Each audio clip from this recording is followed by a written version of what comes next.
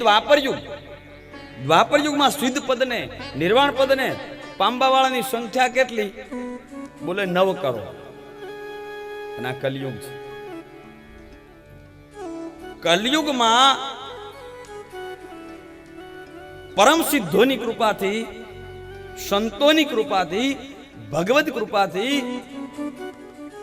પરમ તત્વ ગુરુ કૃપાથી જે પણ કોઈ ભગવદ અનુગ્રહી બનશે એવા આ કલિકાલમાં સિદ્ધ પદને પામવાની, નિર્વાણ પદને પામવાની જે સંખ્યા છે એ 12 કરોડ છે. કેટલી છે? 12 કરોડ. ત્યાં પણ જો અંક કેટલામો? 12મો.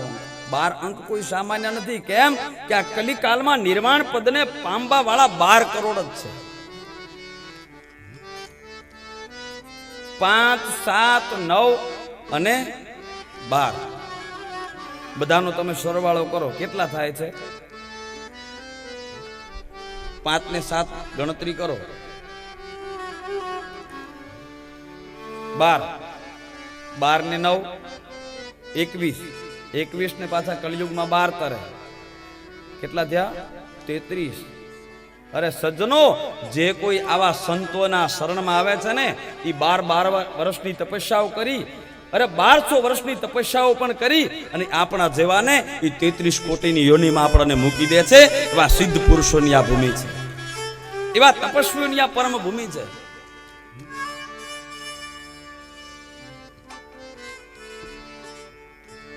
આ કોઈ સામાન્ય ભૂમિ નથી. આ તો આની શરણમાં જે આવે એ પરમ પદની પ્રાપ્તિ કરી જાય, નિર્વાણ પદની પ્રાપ્તિ કરી જાય એવી આ સિદ્ધ ભૂમિ છે.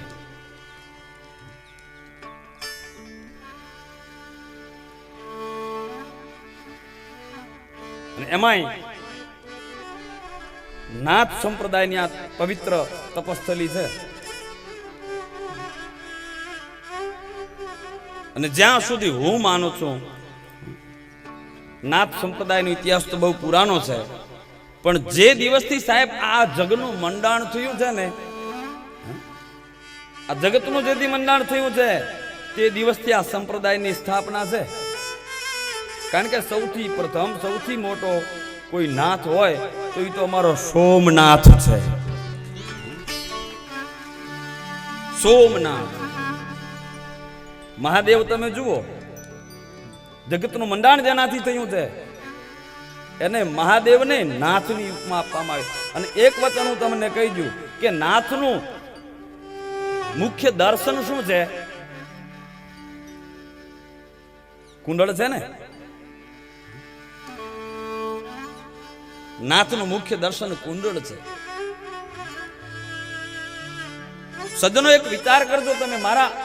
મારા હાથમાં આ ગ્રંથ છે, લખ્યું છે શિવ મહાપુરાણ. પણ ધ્યાનથી તમે જોજો, એ દ્રશ્ય જોજો તમે. ફોટાની અંદર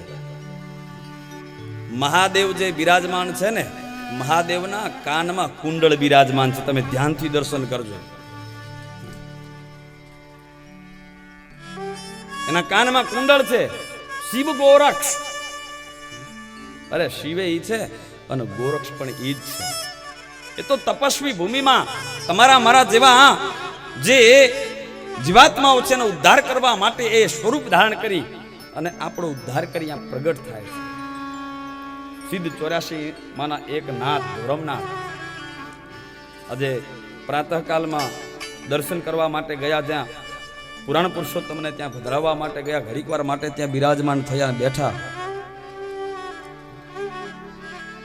અને એક ધ્યાનપૂર્વક દર્શન કર્યું કે જેને આ 33 કોટીમાં જવું છે ને, ભવપાર થવું છે ને, એને આવા સંતોની શરણમાં આવવાનું છે.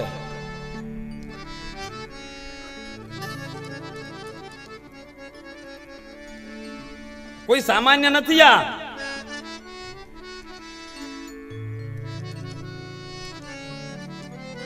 ધોરમનાથ તું ધર્મ ધણી, અરે ધોરમનાથ તું ધર્મ ધણી, આ ધરતી ધારણ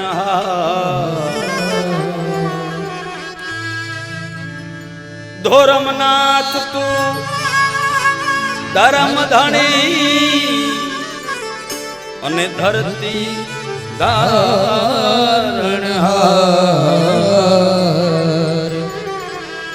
નાથ નિરંજના નમો તુને ઉતારીએ ભવ પાર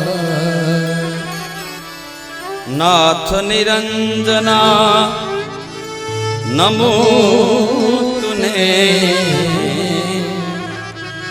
ઉતારીએ ભવ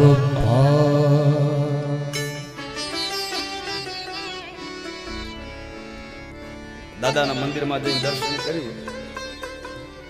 એવું દિવ્ય સ્વરૂપ સાહેબ આજનું છે ધોરમનાથ દાદાનું. 2 મિનિટ ખાલી બેસી એના સામે દ્રષ્ટિ કરી, હૃદયમાં વિચાર કર્યો.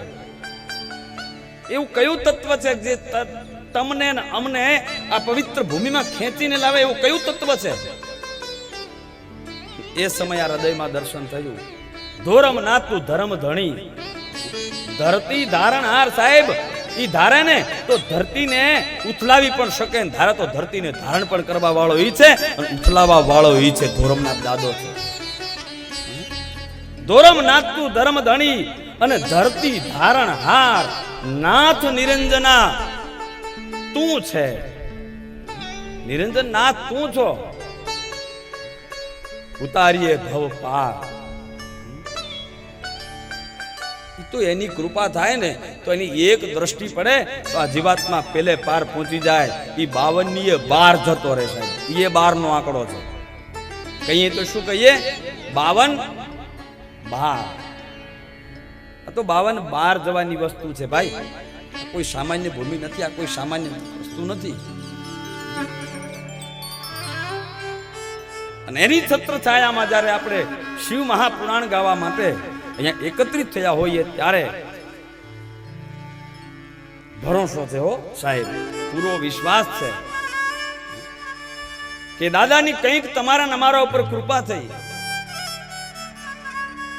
એના પાવન ચરિત્રો શ્રવણ કરવા માટે આજ તમને મને અહીંયા ઉપસ્થિત કર્યા છે. નહીતર મને પણ ખબર છે કે આજથી 12 મહિના પહેલા સંકલ્પ પૂરો થવાનો હતો. 12 મહિના પહેલા દેવી ભાગવતની કથાનું અહીંયા આયોજન પણ થઈ ગયેલું અને કથા કોઈ કારણોસર મુલતવી રહી. મને એવું લાગે છે કે એ વખતે મારું નામ નતું ને એટલે દાદાને એમ થયું કે આને ભેગો લાવો એટલે અહીંયા આ આયોજન થયું. તેથી હું બાકી રહી ગયો. તેથી એકલું જ આયોજન હતું. ભુવાજી હું જો નામ ન હોય ને એમને એને કંઈક મારા ઉપર રહેમ દ્રષ્ટિ કરી સાહેબ. નહીતર ન ઓળખાણ ન કોઈ પહેચાન. પણ એને ખબર છે કે કચ્છમાં કોઈક છે જ એના મુખેથી કંઈક સાંભળવું છે. એટલે એની કૃપાથી સાહેબ આ એમને પ્રગટ નથી થતું. એની દ્રષ્ટિ પડી છે કંઈક આપણા બધાની ઉપર. એટલે મને તો માત્ર નિમિત્ત બનાવી મૂક્યો છે. સીધી દાદા ઉપર દ્રષ્ટિ પડી, સોમનાથ દાદા ઉપર. એમણે વળી કંઈક ચયન કર્યું છે. એની કૃપા હશે. અને એમને એમ નથી પડી ભાઈ. કંઈક વિચાર કરે છે કે આ અહીંયા ક્યાંથી. સજ્જનો, મારું ઘડતર પણ છે ને એ કોઈ સામાન્ય જગ્યાએ નથી થયું. મારા જીવનમાં મેં 3 ગુરુને માન્યા છે. જેમ દત્ત ભગવાને 24 ગુરુ માન્યા હતા, એમ આ જીવનમાં 3 ગુરુ વિશિષ્ટ મેં મારા જીવનમાં માન્યા છે. જેને હું બ્રહ્મા, વિષ્ણુ અને મહેશ કહું છું. એક બ્રહ્મા છે, એક વિષ્ણુ છે ને એક મહેશ છે. મારા જીવનમાં મેં 3 ગુરુ ધારણ કર્યા છે. આ બાળકો બેઠા છે ને આગળ, એવડી મારી નાની ઉંમર હતી. 7 વર્ષની ઉંમરમાં એક સિદ્ધ પુરુષ થઈ ગયા. 2 વર્ષ પહેલા જે બ્રહ્મલીન થયા, જલારામનો અવતાર કહેવાય સદારામ મહારાજ. 7 વર્ષની ઉંમરમાં એના ખોળામાં બેસીને ભજન ગાવાની શરૂઆત કરી. 7 વર્ષની ઉંમરમાં હાર્મોનિયમ પકડ્યું તો આમ પહોંચી નતા શકતા ત્યારે. અને એમણે સદારામ બાપાએ પૂર્ણ કૃપા કરી ભજનની શરૂઆત કરાવી. એની પછી સિદ્ધ યોગી પરમ તપસ્વી બાલકનાથજી મહારાજ જે થઈ ગયા, પરમ યોગી નાથ સંપ્રદાયમાં સાહેબ અનેક જીવોનો જે યોગીએ ઉદ્ધાર કર્યો. અને એમ કહેવાય છે બાલકનાથજી મહારાજ પરમ તપસ્વી સિદ્ધ પુરુષ હતા. ભિક્ષાવૃત્તિ કરી અને પોતે તપસ્યા કરતા હતા. પણ ચોમાસાનો દિવસ હોય અને ચોમાસાના દિવસોમાં ધોધમાર વરસાદ પડતો હોય અને એ સિદ્ધ યોગી બાલકનાથજી મહારાજ જ્યારે એ ભિક્ષા લેવા માટે નીકળે ને, એનું એક પણ સાહેબ વસ્ત્ર કે એક પણ અંગ ઉપર એક ટીપું વરસાદનું ના પડે, કોરે કોરું રહે અને સિદ્ધ તપસ્યા કરતા કરતા એ ભિક્ષાવૃત્તિ કરે સાહેબ. ધોધમાર વરસાદ પડતો હોય ને તો એના અંગ ઉપર એક ટીપું ના પડે સાહેબ. એવા પરમ સિદ્ધ યોગીના શિષ્ય રામનાથજી મહારાજ, અને રામનાથજીના ચરણમાં રહી અને અહીંયા પહોંચ્યા છીએ ભાઈ. મારા આશ્રમમાં તમે જુઓ એમના દરેકના ચિહ્ન છે, પણ હૃદયમાં રામનાથની સ્મૃતિ છે. જેમ કુંભાર છે ને માટી લાવે ને પછી માટીનો ઘડો બનાવે, એમ સદારામે ઘડો બનાવ્યો. તપાવવા માટે તો કોઈ સિદ્ધ તપસ્વી જોઈએ. એ નાથ સંપ્રદાયમાં આ ઘડાને તપાવ્યો.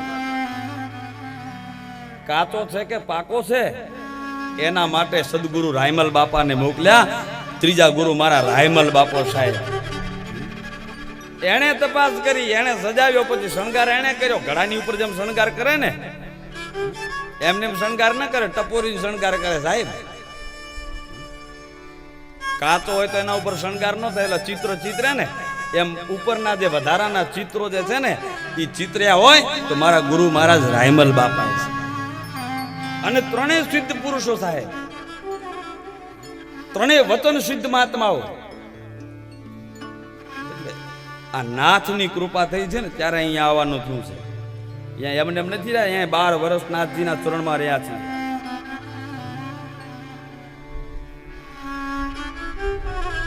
એટલે કંઈક દ્રષ્ટિ એની જે છે ને એની પડી છે. વર્ષોથી એક ઈચ્છા હતી, વર્ષોથી એમ કે ક્યાંક ગુરુસ્થાનમાં નાથની જગ્યામાં કાંક એના ગુણગાન ગાવા મળે, આવી વર્ષોની મારી ઈચ્છા. કથાઓ તો અઢળક કરી છે, અનેક કથાઓ કરી છે અને પવિત્ર ભૂમિમાં જ કથા થાય છે. પણ એક વર્ષોની જ્યારે પહેલી કથા કરી, ત્યારે પહેલી કથામાં જ્યારે મેં શરૂઆત કરીને ત્યારે પહેલી ચાદર ઉઢાવવા માટે મારો રામનાથ આવ્યો હતો સાહેબ. ત્યારની મારી ઈચ્છા હતી ક્યાંક શુદ્ધ ભૂમિમાં, નાથની ભૂમિમાં ક્યાંક આ વાણીને પવિત્ર કરવાના અવસર પ્રાપ્ત થાય. એ અવસર આજે પ્રાપ્ત થયો છે. 18 વર્ષ પછી શરૂઆત કરી, ત્યારના 18 વર્ષ પછી આજે આ અવસર મળ્યો છે મને. એટલે ભાવથી પરમાત્માના ગુણાનુવાદ તમારે ને મારે અહીંયા શ્રવણ કરવાના છે, પ્રેમથી શ્રવણ કરવાના છે. અને એમાં મહાદેવના ગુણાનુવાદ છે, શિવ મહાપુરાણના ગુણાનુવાદ આપણે ગાવા માટે એકત્રિત થયા છીએ. હે હે શ્રુત મહાપ્રાજ્ઞ સર્વ સિદ્ધાંત વિપ્રભો આખ્યાહી મેં કથા સારમ પુરાણાનામ વિશેષત પુરાણાનામ વિશેષત.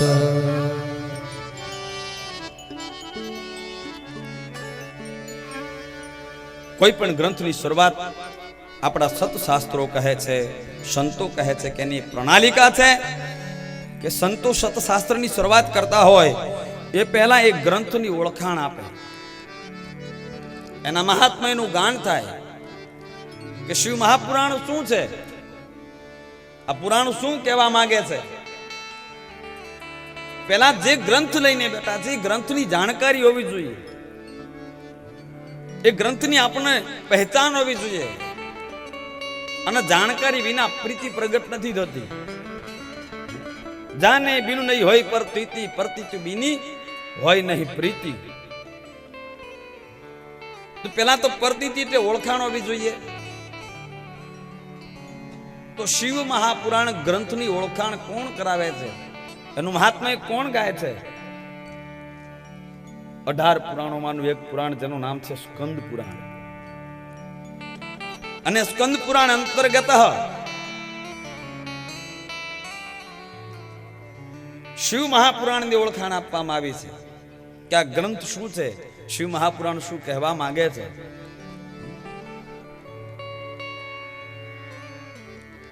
આવો ભાવથી પરમાત્માના ગુણાનુવાદ ગાઈએ. શૌનકાદિ ઋષિઓ સૂત મહાપુરાણીને પ્રશ્ન કરે છે, હે હે સૂત મહાપ્રાજ્ઞ સર્વ સિદ્ધાંત વિપ્રભો. એ સૂતજી મહારાજ, એ મહાભાગ્યશાળી, આપ સર્વ સિદ્ધાંતોને જાણવા વાળા છો. અમે સર્વ આપના મુખેથી કથા શ્રવણ કરવા માટે નથી માંગતા, કારણ કે કથાઓ તમે ઘણી બધી અમને કહી છે. ક્યાં? બોલે નૈમિષારણ્યમાં. તો કથાઓ તો ઘણી અમે સાંભળી છે, પરંતુ હવે અમારે કથા અસારમ પુરાણાનામ, અમને કથાનો સાર જે પુરાણોમાં છે વિશેષતઃ એ કથાઓનો સાર અમને વિશેષ કરીને સંભળાવો.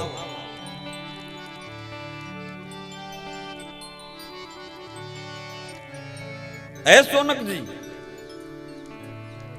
સૂતજી મહારાજને પ્રશ્ન કરતા કહે છે, સૂતજી,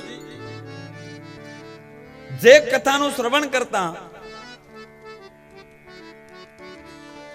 સદાચારસ્થ સદભક્તિર વિવેકો વર્ધતે કથમ, જીવાત્મામાં સદભક્તિનો વધારો થાય, સદાચારની વૃદ્ધિ થાય અને વિવેકની પ્રાપ્તિ થાય. સદાચાર વધે, સદવિવેક વધે, સદભક્તિનો વધારો થાય, સાથે સાથે ક્યાંય ખૂણામાં અમારામાં દોષ હોય તો એ દોષનો નાશ થાય. અને કથાનો મુખ્ય હેતુ સજ્જનો એ જ હોય છે. કથા શ્રવણ કરવાથી ભગવત ભક્તિની પ્રાપ્તિ થવી જોઈએ. કથા શ્રવણ કરવાથી વિવેકની પ્રાપ્તિ થવી જોઈએ. કથા શ્રવણ કરવાથી સદાચારની પ્રાપ્તિ થવી જોઈએ.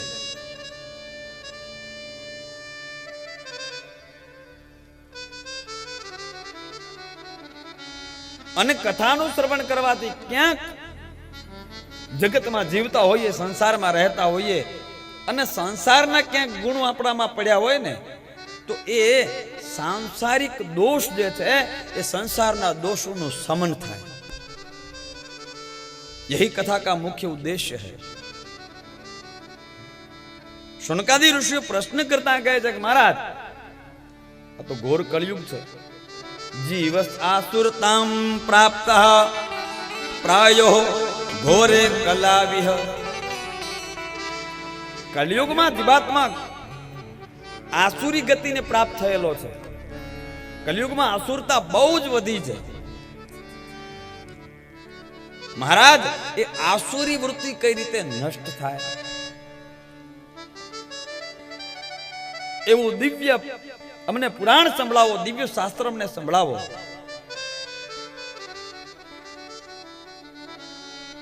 જે ભવસાગર થી પાર ઉતારવા વાળું હોય. પાવનમ પાવનાનંચ સાધનમ તદવદાધુના. એટલું જ નહીં, અમારું તન, અમારું મન પવિત્ર બને, પવિત્રને પણ પવિત્ર કરે એવું અમને સાધન આપો. ક્યારે બોલે? તદવદ અધુના. મહારાજ, અભી ચાહીએ, તુરંત સાંભળવું છે. અમને એવું શાસ્ત્ર સંભળાવો જ્ઞાન ભક્તિ વૈરાગ્યની પ્રાપ્તિ થાય, અને જેનું શ્રવણ કરવાથી યે ન તત્સાધનેનાસુ શુદ્ધ્યાત્મા વિશેષતઃ શિવ પ્રાપ્તિર ભવેત તાત સદા નિર્મલ ચેતસ. જેનું શ્રવણ કરવાથી આત્મશુદ્ધિ થાય અને વિશેષતઃ શિવ પ્રાપ્તિર ભવેત. કથા શ્રવણ શા માટે કરવાની છે? શિવ પ્રાપ્તિ, ભગવદ પ્રાપ્તિ થાય, પરમાત્માની પ્રાપ્તિ થાય. અને ખબર છે કે ભગવદ પ્રાપ્તિ કઈ રીતે થશે, શિવ પ્રાપ્તિ થશે, પણ કઈ રીતે થશે? એટલે પ્રશ્નમાં પણ પ્રશ્ન કર્યો કે મહારાજ મને ખબર છે કે શિવની પ્રાપ્તિ થશે, પણ નિર્મળ છે તો જેનું મન નિર્મળ છે તો શિવ પ્રાપ્તિ છે. એટલે હે પ્રભુ, મારા મનને નિર્મળ કરો, મારા મનને નિર્મળ બનાવો. મન નિર્મળ હશે તો જ શિવ પ્રાપ્તિ થશે. તું કથાના માધ્યમથી મારા મનને નિર્મળ બનાવો. નિર્મલ મન જન સો મોહી પાવા, મોહી કપટ છલ છિદ્ર ન ભાવા. રામચરિત માનસમાં કહ્યું છે કે જેનું મન નિર્મળ છે, ભગવાન કહે છે એ મને અતિશય પ્રિય છે. નિર્મલ મન જન સો મોહી પાવા, એ મને પ્રાપ્ત કરી શકે છે જેનું મન નિર્મળ થઈ જાય છે. અને સજ્જનો, નિર્મળ મનને પ્રાપ્ત કરવા માટે, નિર્મળ મનને બનાવવા માટે આ જગતમાં અન્ય કોઈ ઉપાય નથી, સિવાય સંત કૃપા, સિવાય ભગવત કૃપા, સિવાય ગુરુ કૃપા.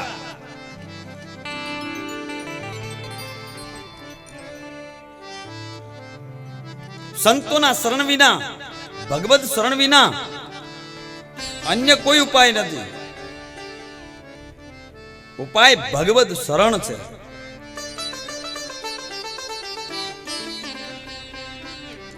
સંત શરણાગતિ છે.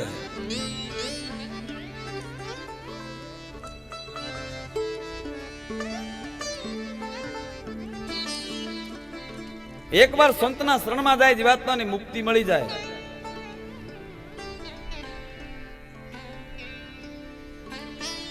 મનને નિર્મળ કરવા માટે અતિ ઉત્તમમાં ઉત્તમ ઉપાય ગુરુ કૃપા.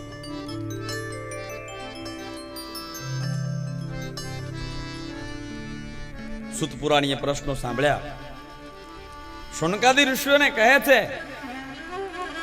હે ઋષિઓ, ધન્યસ્તો મુનિ શાર્દુલ શ્રવણ પ્રીતિ લાલસા, અતો વિચાર સુદિયા વત્મી શાસ્ત્રમ મહોત્તમમ.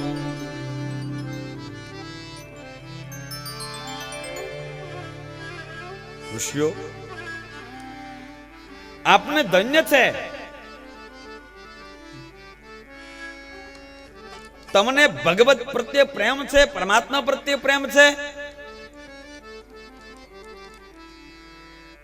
તમને કંઈક ભગવત ચરિત્રો સાંભળવાની ઈચ્છા છે. શ્રવણ પ્રીતિલાલ શાહ. એમને અહીંયા કથા મંડપમાં આવીને બેસાતું નથી ભાઈ. કંઈક પરમાત્મા પ્રત્યે પ્રેમ છે કે મારે કંઈક હરિના, પરમાત્માના, નાથના ચરિત્રોને શ્રવણ કરવા છે, ત્યારે અહીંયા બેસાય છે. એટલે પહેલા તો જે શ્રોતાજનો છે એ શ્રોતાજનોને વક્તાશ્રીએ ધન્યવાદ આપ્યા છે. ધન્યસ્ત્વમ મુનિ શાર્દુલ, આપ ધન્ય છો, કેમ કે ભગવાનના ચરિત્રોને શ્રવણ કરવા માટે બેઠા છો. ભગવાન પ્રત્યે તમને પ્રેમ છે, પ્રીતિ છે. પણ તમે જે પ્રશ્નો કર્યા છે એનો ઉત્તર હું વિચારપૂર્વક આપું છું. એવું શાસ્ત્ર સંભળાવું છું કે જે